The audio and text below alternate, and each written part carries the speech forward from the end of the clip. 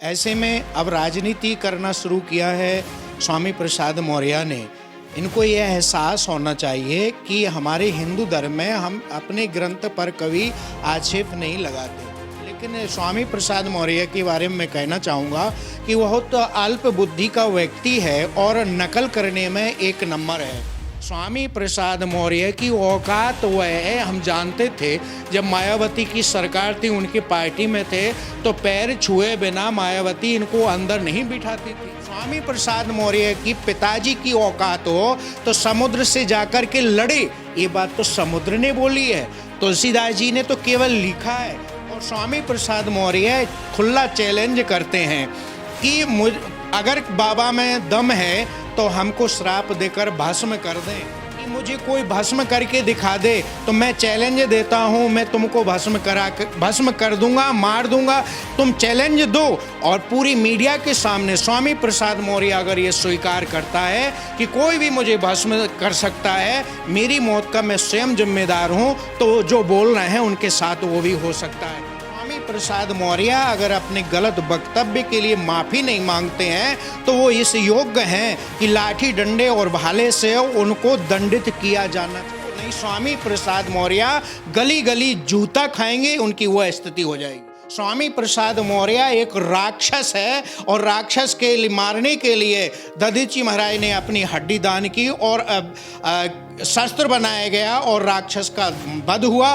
उसी तरह हम लोगों को कोई भी कहने में बुरा नहीं है। हम लोग वो हैं जो एक हाथ में माला और एक हाथ में भाला लेकर के चलते हैं। अगर माला से काम नहीं चल रहा है तो हमको भाला उठाना पड़ेगा और हमको इसके लिए कोई जेल भेजेगा, दंडित करने का काम करेगा, कानून काम करेगा तो हम उसके लिए शायद जेल जाने को तैयार। नमस्कार, मैं हूं अंकिता भट्ट और आप देख रहे हैं टीवी 24 चक्रव्यूह, एक ऐसा मंच जहां पर हम तमाम बड़ी हस्तियों को बुलाते हैं और उनसे तमाम विषयों पर चर्चा करते हैं। आज जिस विषय पर हम चर्चा करेंगे वो है हिंदू धर्म। आखिर क्यों एक ही धर्म, एक ही किताब के इर्द गिर्द सारी चीज़ें घूम रही हैं, चाहे सत्ता पक्ष हो चाहे विपक्ष हो, वार पलटवार, चाहे किसी भी चीज़ को दिखाना हो, वो क्यों एक ही धर्म से जोड़ा जा रहा है। और इस पर हमारे साथ चर्चा करने के लिए जुड़े हैं आचार्य देव मुरारी बापू जी। उनसे हम जानेंगे कि इस विषय पर उनका क्या सोचना है। स्वामी जी, आपका बहुत बहुत स्वागत है। अच्छा, सवाल शुरू करते हैं। कल ही जो घटना हुई है लखनऊ, राजधानी लखनऊ के ताज होटल में, जो महंत राजू दास के बीच और स्वामी प्रसाद मौर्य के बीच जो बहस हो गई, जो झड़प हो गई, उस पर आप क्या सोचते हैं? कल की जो घटना घटी है तो इसके लिए स्वामी प्रसाद मौर्य खुद जिम्मेदार हैं। वो हिंदू धर्म में जन्मे हैं, वो मुसलमान घर में नहीं जन्मे हैं, ईसाई घर में नहीं जन्मे हैं, सिख घर पे नहीं जन्मे हैं। और हिंदू धर्म में जन्मे हुए व्यक्ति को ये एहसास होना चाहिए हिंदू धर्म में हमारे सभी ग्रंथ सम्मानीय और पूजनीय हैं, जिसमें रामचरितमानस, भगवत गीता या भागवत या कोई भी वेद पुराण की बात ले लीजिए। ऐसे में अब राजनीति करना शुरू किया है स्वामी प्रसाद मौर्य ने। इनको ये एहसास होना चाहिए कि हमारे हिंदू धर्म में हम अपने ग्रंथ पर कभी आक्षेप नहीं लगाते। हमारे जो पूर्वाचार्य हुए हैं, वो चाहे गोस्वामी तुलसीदास जी हों, जगत गुरु रामानंदाचार्य, शंकराचार्य भगवान हो, उन सब ने हमारे लिए मार्गदृष्टा के रूप में मार्ग दिखाया है। और रामचरितमानस जैसा ग्रंथ जो हमारे लिए एक मार्ग दिखाता है, इसमें पिता पुत्र और भाई भाई, पति पत्नी और प्रजा और राजा का क्या कर्तव्य और कैसे आचरण होना चाहिए, इसके बारे में हमको शिक्षा दी गई है। स्वामी प्रसाद मौर्य ने जो कहा वो रामचरितमानस की चौपाई पर आक्षेप लगाया, लेकिन स्वामी प्रसाद मौर्य के बारे में मैं कहना चाहूँगा कि वह तो अल्प बुद्धि का व्यक्ति है और नकल करने में एक नंबर है। यह चर्चा अभी जल्दी ही बिहार के शिक्षा मंत्री के द्वारा उठाई गई थी। ढोल गवार शूद्र पशु नारी जो रामचरितमानस की चौपाई है, जिसको इन्होंने विवादित किया है। रामचरितमानस में तो और भी बहुत सारी चौपाइयाँ हैं जिसमें तुलसीदास जी महाराज ने शूद्र समाज को बहुत बड़ा सम्मान दिया है। जैसे स्वयं भगवान श्री राम ने सबरी के जूठे बेर खाए, निषाद राज गोह को अपने गले लगाया, बचपन का मित्र है, उनको अपना उन्होंने सम्मान दिया है। है, उन चौपाइयों पर कोई प्रकाश नहीं डालता, उन चौपाइयों के बारे में नहीं बोलता। इन लोगों को केवल विवाद पैदा करना है। स्वामी प्रसाद मौर्य की औकात वह है, हम जानते थे जब मायावती की सरकार थी, उनकी पार्टी में थे, तो पैर छुए बिना मायावती इनको अंदर नहीं बिठाती थी। अब ये दलितों के मसीहा बनना चाहते हैं, और जो सवर्ण समाज के साथ और हिंदू कि चाहे किसी भी वर्ग के लोग हों, उनके लिए पूजनीय रामचरितमानस ग्रंथ है। अब किसी ग्रंथ में, रामचरितमानस में जो भी बात लिखी है, आपने कुछ बोला तो तुलसीदास जी ने उसको लिख दिया, मैंने कुछ बोला तो उसको उन्होंने लिख दिया, भाई ने कुछ बोला तो उसको लिख दिया। अब ये चौपाई बोल कौन रहा है, किस पर है? समुद्र ने भगवान श्री राम से कहा कि आपने हमको शिक्षा दी, आपने मर्यादा बनाई, हम इसको स्वीकारते हैं। ढोल गवार शूद्र पशु नारी। स्वामी प्रसाद मौर्य की पिताजी की औकात हो तो समुद्र से जाकर के लड़े, ये बात तो समुद्र ने बोली है, तुलसीदास जी ने तो केवल लिखा है। तो राइटर को दोष नहीं दिया जा सकता, बोलने वाले को दोष दिया जा सकता है। और स्वामी प्रसाद मौर्य खुला चैलेंज करते हैं कि अगर बाबा में दम है तो हमको श्राप देकर भस्म कर दें। जब तुम अपनी मौत को स्वयं ललकार रहे हो, एक तरफ चैलेंज देते हो कि कोई मुझे भस्म कर दे, और जब कोई तलवार और भाला लेकर तुम्हें मारने आता है तो कमिश्नर को, एडीजी, गृह सचिव, मुख्य सचिव, सबको लेटर देते हो मेरी जान को खतरा है। तुम लिख करके ये दो कि मुझे कोई भस्म करके दिखा दे, तो मैं चैलेंज देता हूं, मैं तुमको भस्म कर दूंगा, मार दूंगा।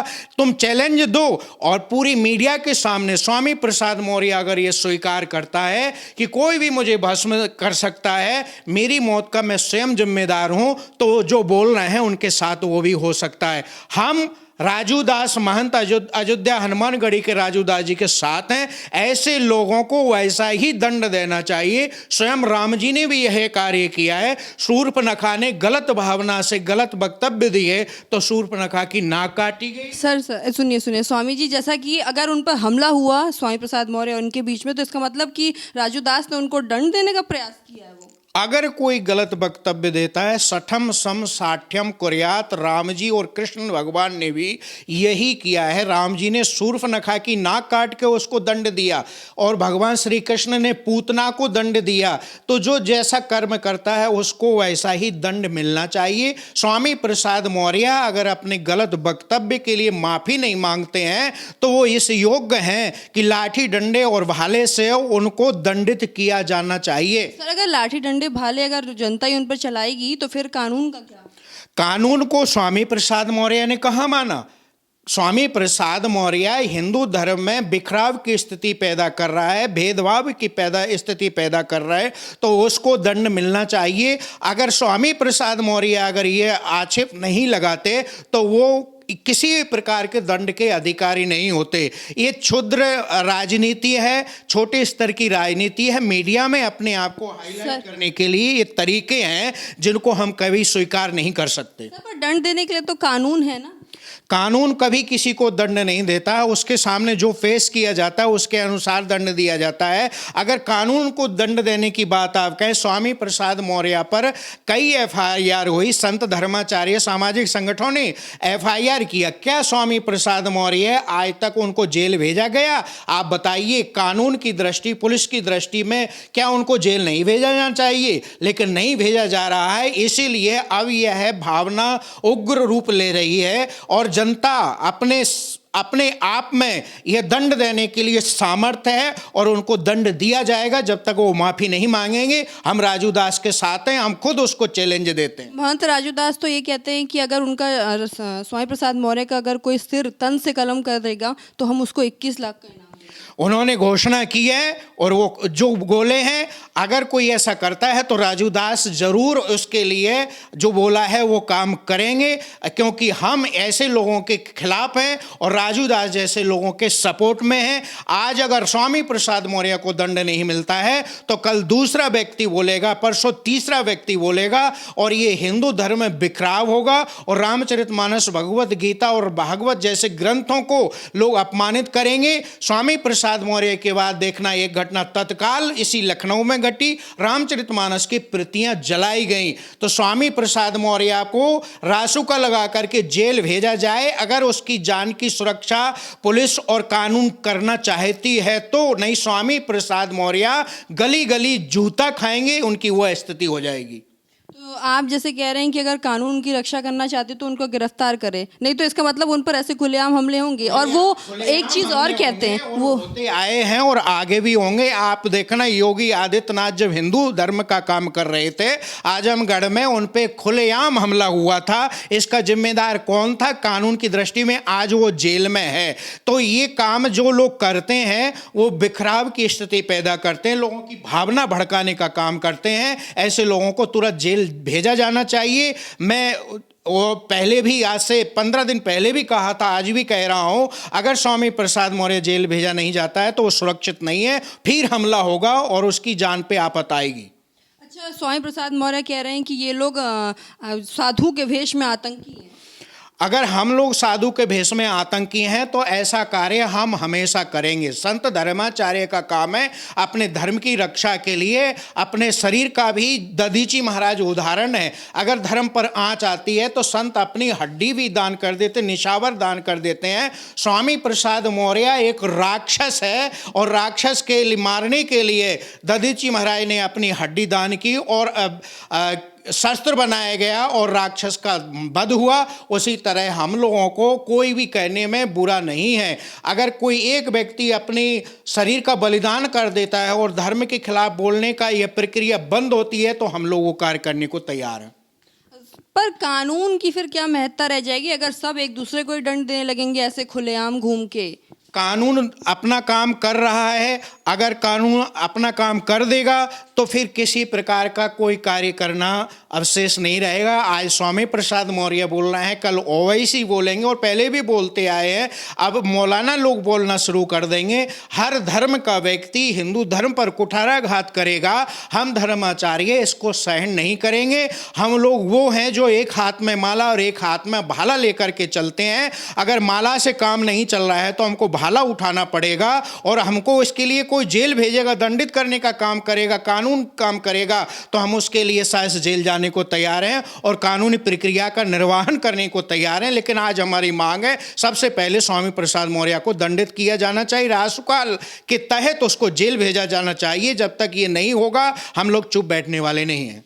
अच्छा, स्वामी प्रसाद मौर्य ये भी कहते हैं कि हाथी चले बाजार कुत्ते भौंके हजार, तो क्या वो संतों को कुत्ते से तुलना करना चाह रहे हैं?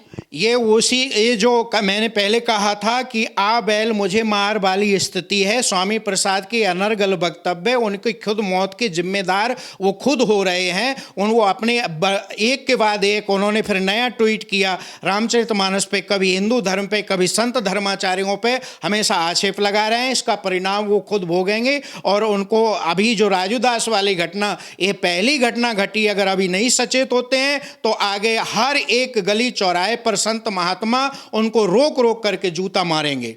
अच्छा, ये बताइए कि जो धर्म के इर्द गिर्द सारी चीज़ें घूम रही हैं, जैसे पठान मूवी आई थी तो ऐसा कह रहे हैं कि बॉलीवुड भी कहीं ना कहीं क्यों सिर्फ हिंदू धर्म को टारगेट कर रहा है। जैसे कि दीपिका ने जो कपड़े पहने थे उसमें कहा गया कि जो धर्म है, हिंदू धर्म है, उस पर हमला करने की कोशिश की गई अगर उसने भगवा पहना था या ऑरेंज कलर के कपड़े पहने थे। अभी मैंने जो बात की है वो शुरुआत उसी जगह से होती है।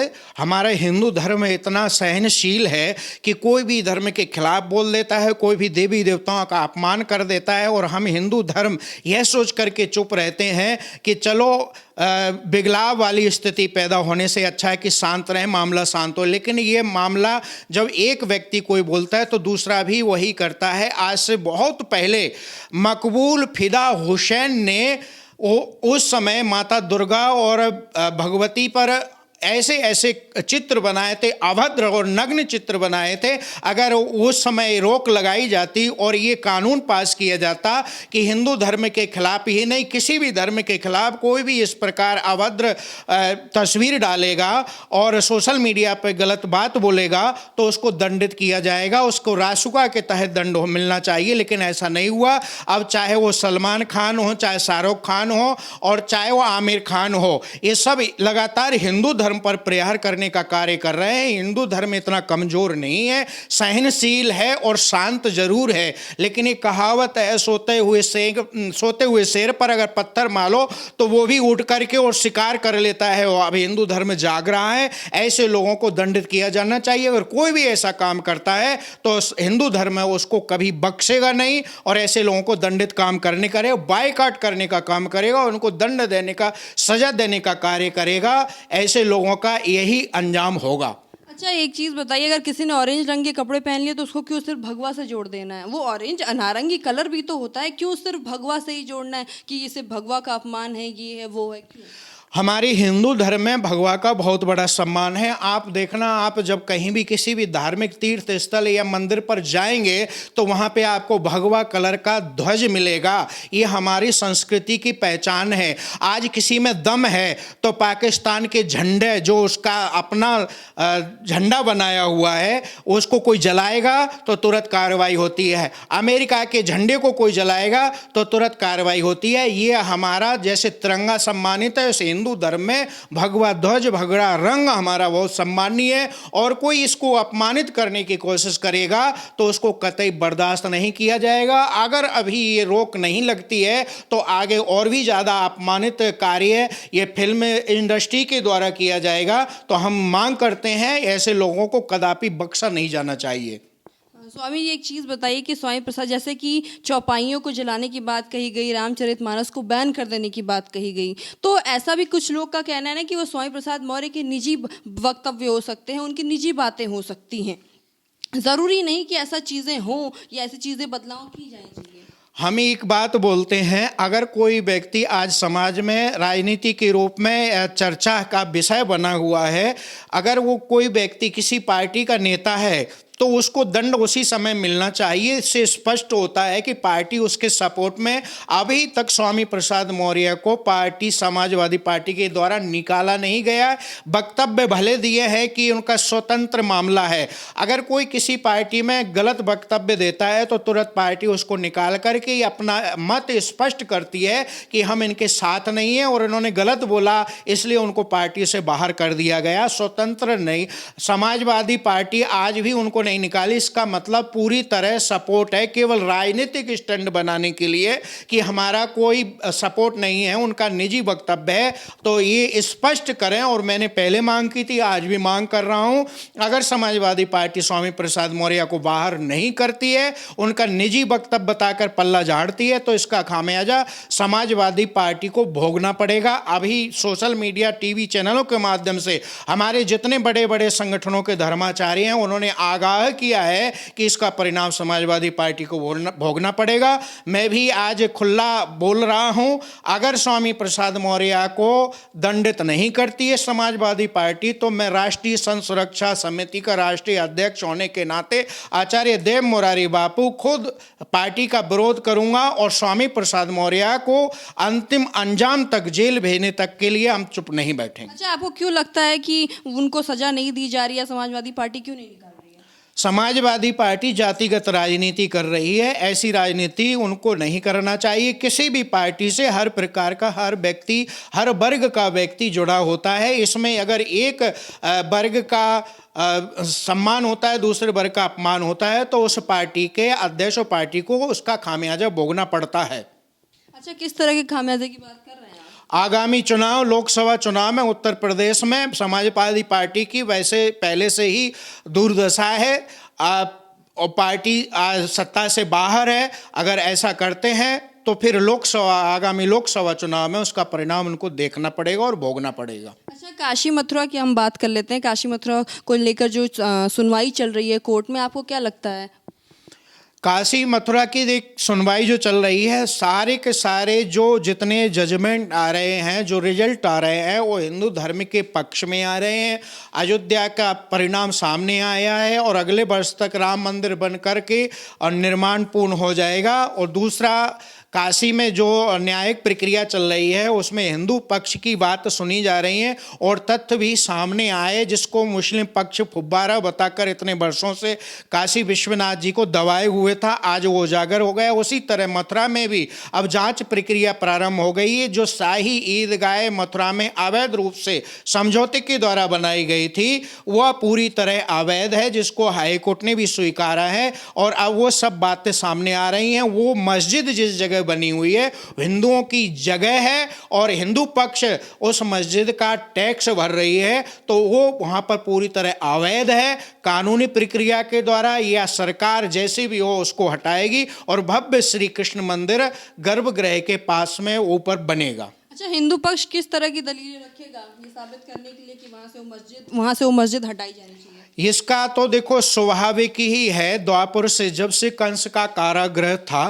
कारागृह एक 10-20 मीटर का नहीं होता है, कई किलोमीटर के दायरे में होता है। जब मथुरा में कंस का कारागृह जेल में जहाँ भगवान पैदा हुए जन्म लिए थे, उस जगह मस्जिद कहाँ से आ गई? भगवान ने मस्जिद में तो जन्म लिया नहीं। तो इसका मतलब साफ है, हमारे जितने पुराने कागज और जितने हमारे पास प्रूफ एकत्रित हो रहे हैं उसके आधार पर कोर्ट ये मानने के लिए तैयार होगा कि वास्तव में यह मस्जिद अवैध बनाई गई है और अवैध मस्जिद का कहीं पर कोई गुंजाइश नहीं है। यह उत्तर प्रदेश के योगी आदित्यनाथ जी का भी फरमान है, अवैध अतिक्रमण हटना चाहिए। वो हटेगा कानून के द्वारा, सरकार के द्वारा, और वहां पर भव्य मंदिर बनाया जाएगा। हमारे पास पर्याप्त इसके साक्ष्य हैं। अच्छा, अब बात कर लेते हैं धीरेन्द्र शास्त्री जी की, जिन पर कई सारे आरोप लग रहे हैं। वो अभी कुछ समय पहले काफ़ी विवादों में थे कि बाबा मन पढ़ते हैं और मन पढ़ने के बहाने वो ढोंग करते हैं। भूत भगाने की जो बातें करते हैं वो आज के समय में इतनी नहीं है, पर फिर भी वो दावे करते हैं कि वो भूत भगाते हैं, वो ढोंग करते हैं। एक तरह से लोगों का जो भी कहना है अपनी जगह है। ना हम आज तक धीरेन्द्र शास्त्री जी से मिले हैं और ना हमने उनके किसी भी प्रकार के चमत्कार को देखा है। जो वो बताते हैं सोशल मीडिया के माध्यम से हमने देखा है। धीरेन्द्र शास्त्री अभी 2 वर्ष 2020 से सोशल मीडिया पे फेमस हुए हैं। यह प्रक्रिया हमने आज से 20 वर्ष पहले अयोध्या के पास में अंबेडकर नगर जिला के पास में एक पंडित रहते हैं, वो भी इनकी तरह इसी तरह जो भी सामने व्यक्ति पहुंचता है उसकी सारी बातें बता दिया करते थे। ये अपने तंत्र मंत्र क्रिया जो है वो कैसे करते हैं, फेस रीडिंग के द्वारा। जैसे सुहानी शाह का भी अभी जो सामने सोशल मीडिया पे सामने वाला क्या सोच रहा है, उसका मोबाइल नंबर क्या है, उसका कोड नंबर क्या है, ये सब साधारण सी प्रक्रियाएं हैं जो जनता नहीं जानती है और उसको चमत्कार और भगवान का अवतार मान करके लोगों को फेमस कर रही है। सब सोशल मीडिया का कमाल है। कभी भी सोशल मीडिया, टीवी चैनल असली तथ्य तक नहीं पहुंचता है और वो उसके चमत्कार के प्रलोभन में आता है और वो देखकर भटक जाता है और उसी तरह का गुणगान करने लगता है। सोशल मीडिया पे जिसके साथ जनता है उसी तरफ सोशल मीडिया दौड़ने लगती है, जहां जनता है उसी तरफ राजनीतिक लोग दौड़ने लगते हैं। तो ये धीरेन्द्र शास्त्री क्या करते हैं, जब आमना सामना होगा तो हम इस प्रक्रिया और इसके तहत हम उनसे चर्चा करेंगे। और रही बात, अगर वो बहुत बड़े तांत्रिक हैं तो कभी भी किसी भी चैनल पर हमारा आमना सामना करने के लिए अगर वो तैयार हैं या हमको अपने बागेश्वर धाम बुलाएं, हम उनसे 2 शब्द इसके लिए शास्त्रार्थ करने के लिए तैयार हैं। अगर वो तैयार हैं तो इस बात का भी खुलासा हो जाएगा। अच्छा, इसका मतलब आप ये कहना चाह रहे हैं कि धीरेन्द्र शास्त्री ढोंग करते हैं, वो चमत्कार कुछ नहीं है। जो सुहानी शाह कह रही है वो एक कला है। ढोंग कहना एक अलग बात है। आज जनता धार्मिकता से जुड़ी हुई है। अभी आपने बोला कि वो चमत्कार करते हैं, तो वो कोई बहुत बड़ी बात नहीं है, वो चमत्कार नहीं है, वो माइंड रीडिंग है, फेस रीडिंग है। तो मैं इसके लिए ढोंग नहीं कह सकता है, लेकिन है कि जो भी करते हैं वो अपने किस प्रक्रिया के तहत करते, जनता उनको क्यों मान रही है। ये कहावत है कि कौन सा अच्छा डॉक्टर है, कितना अच्छा इलाज करता है, जब मरीज बनकर उसके पास पहुंचता है तो पता लग जाता है। हमने पहले भी, इससे पहले हम दूसरे पंडित से मिले हैं, इस सब कार्यों के बारे में, इन सब विद्याओं के बारे में हम जानते हैं। वो ढोंग नहीं करते हैं, लोगों के बीच में अपनी बात बताते हैं। लोग उसको किस नज़रिए से देखते हैं और क्या मानते हैं, क्या कहते हैं, ये उनका अपना विषय है। धीरेन्द्र शास्त्री जो करते हैं हमारे सामने करेंगे और जो हम उनसे बात करेंगे उसके बाद हम अपना जवाब देंगे। अच्छा, आपने कहा कि जब मरीज पहुंचता है तभी पता चलता है कि डॉक्टर कैसा है, तो फिर आप यहाँ से कैसे कह रहे हैं कि वो चमत्कार करते हैं, ढोंग करते हैं, चाहे वो कुछ भी करते हैं? हमने बताया सोशल मीडिया के माध्यम से ही हम देख रहे हैं। वो जो अपना दरबार लगाते हैं, लोगों के बारे में बताते हैं, सत्य है असत्य है, सोशल मीडिया पे तो कुछ भी आप आज डाल दीजिए, वो फैला दिया जाता है, वास्तविक तथ्य नहीं बताती। तो तब जब आमना सामना होगा तब हम इस बात को गहराई से आमने सामने बात करने के बाद स्पष्ट करेंगे कि वो करते क्या हैं और कैसे करते हैं। अच्छा, जो सुहानी शाह कह रही हैं कि ये माइंड रीडिंग है, ये कला है, धर्म से जुड़े हुए हैं, धर्म को लेकर बोल रहे हैं इसलिए लोग उनको मानते हैं, पर हमारी कला का सम्मान नहीं है।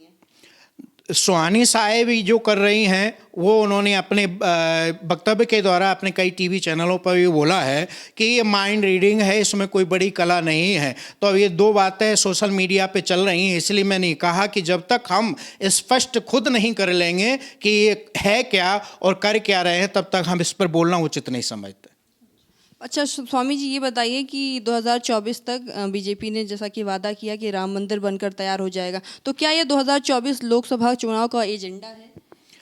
एजेंडा नहीं है, ये तो आज से 4 वर्ष पहले ही उन्होंने स्पष्ट कर दिया था। राम मंदिर बनाने का जब फैसला आया कि हमको लगभग 5 वर्ष इसमें लगेंगे, और इतना बड़ा मंदिर है तो वो इस मंदिर को बनाने में अगर 6 महीने 1 साल बोलते तो उनका बात झूठा भी हो सकता है। उन्होंने जो बताया समय भी ऐसा ही है कि संयोग से 24 में लोकसभा चुनाव आ रहा है, और 5 साल में जो उन्होंने राम मंदिर बनाने की अपनी जो कमेंट किया था वो भी पूरा हो रहा है। तो ये चुनाव से पहले राम मंदिर बनता है तो निश्चित ये भाजपा को इसका फायदा मिलेगा, और ये समय की स्वाभाविक है ऐसा कि दोनों का मिलान हो रहा है, ये फायदा भाजपा को इसका होगा। तो मतलब भाजपा की जीत होगी, आप ये कह रहे हैं? जी, राम मंदिर के अनुसार अगर जो भी व्यक्ति हिंदू है, हिंदू धर्म से जुड़ा हुआ है, वो निश्चित ही राम मंदिर की बात को लेकर, कृष्ण जन्मभूमि और काशी विश्वनाथ को लेकर जो इसके लिए आगे बढ़ेगा, हिंदू धर्म का वोट उसी को मिलेगा और उसकी जीत होगी। तो भाजपा को इसका फायदा होगा और स्वाभाविक ही जीत मिलेगी। बहुत बहुत शुक्रिया। तो जैसा कि आपने सुना स्वामी जी को, उन्होंने तमाम मुद्दों पर कई सारी बातें बोली। स्वामी प्रसाद मौर्य के बयान पर उन्होंने नाराज़गी जताई और कहा कि अगर स्वामी प्रसाद मौर्य आगे भी ऐसी चीज़ें करते हैं तो ये उनके लिए कतई अच्छा नहीं होगा। कानून को, यहाँ तक कि समाजवादी पार्टी को भी उनके खिलाफ एक्शन लेना चाहिए और उनको कहीं ना कहीं इसकी सज़ा मिलनी चाहिए कि वो क्यों एक ही धर्म पर, एक ही किताब पर इतने कटाक्ष कर रहे हैं।